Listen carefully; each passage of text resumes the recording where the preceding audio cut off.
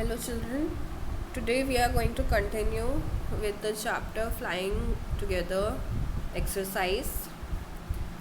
In the next question, we are going to read this question and then answer. Let's write. The words in the clouds describe something or someone in the story. Write them in the blanks provided. Make sentences of your own with the words given in the clouds. So first word is wise. So who was wise in the story?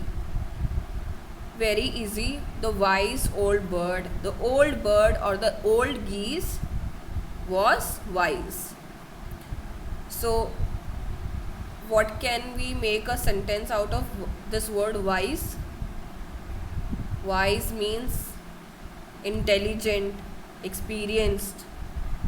So we can make a sentence, a very simple sentence, that my mother is a wise lady, or my grandfather is a wise man. In this way we can use this word wise in our sentence. Next word is careless. So who was careless in this chapter? The careless word, the birds, the geese, who were careless that they did not listen to the old bird. So we can make a sentence with this word careless, such as we should not be careless while working with electricity. Because if we are careless with electricity, we can get an electric shock. So we should not be careless while working with electricity, or we should not be careless while working in the kitchen or with the flame. We should not be careless with our work. So in this way we can use this word careless.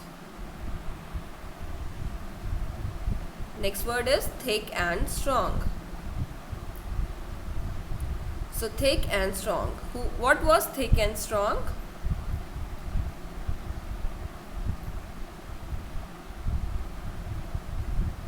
Okay. Thick and strong was the creeper.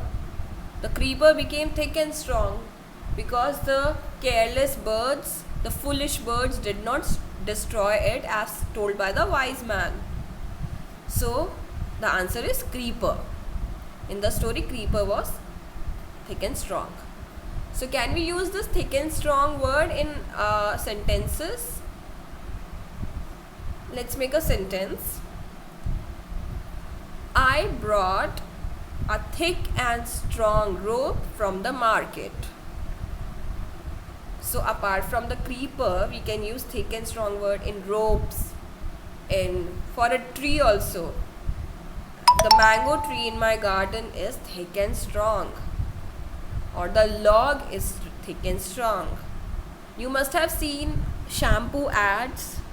They always say that use this shampoo, it will make your hair thick and strong. So we can also use this thick and strong word for hair also. So my mother has thick and strong hair, or my sister has thick and strong hair.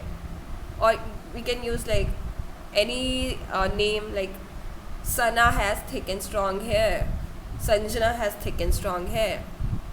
So in this way we can use this word. Next word is foolish. What is the meaning of foolish? Foolish means stupid. So who were foolish in the story?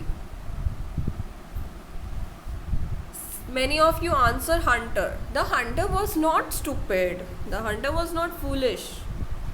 He was a clever hunter. He saw that there are birds living in the tree. He was not foolish. The foolish were the birds who did not listen to the old bird. So the birds, the geese, were foolish. So Let's make a sentence with this word foolish. The foolish boy did not forgot to do his homework. Or I was so foolish that I forgot what my mother told me. So in this way we can use foolish. Last word is tall. Very easy. What was tall in the story? Very, very, very easy. The tree in which the birds lived, that was tall. So tall, use this word in your sentences. My father is a tall man. Or there is a tall jamun tree in my backyard. Or I am 5 feet tall. In this way we can use all these words in our daily life. Try to use these words in your everyday life so that it becomes easier for you next time when you make sentences. I hope you understood. If there is some doubt, you can ask me in the comments. And do this work in your copy.